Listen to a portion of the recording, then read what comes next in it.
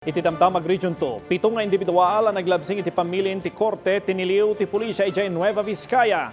Kabagan Santa Maria Bridge idiay Isabela may pasitong iti rehabilitasyon.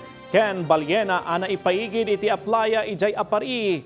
Renespondian dagiti otoridad. Report manipud kanidayan Monica Tukay.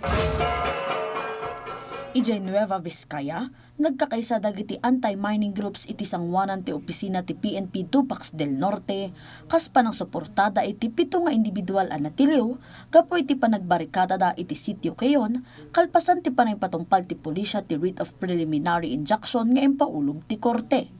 Sumangsango dagiti natiliw iti kaso a resistance and disobedience to the agent to a person in authority or their agents. Pamanakdak daytoy tinaingat a panay kondinerda iti mining exploration ti Wogol Corporation iti lugar no pay naipayan ti korporasyon iti permit manipod Mines and Geosciences Bureau Central Office. Idiay Isabela, nakasaganan dagiti kagawaan a maaramat iti panakarakrak ti nadadal a paset ti kabagan Santa Maria Bridge. Sigun iti Isabela Public Information Office or urain laangan iti demolition team ti clearance manipod Department of Public Works and Highways tapno marugyan ti panakarakrak ti rangtay sakbay a may pasidong iti rehabilitasyon.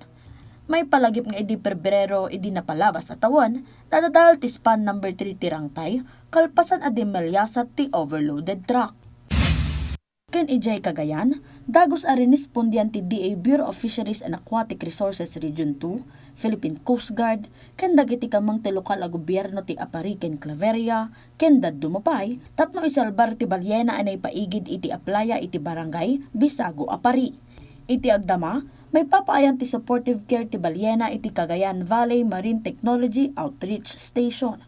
Dayan Monica Tukay, para iti Pambansang TV, iti Baro a Pilipinas.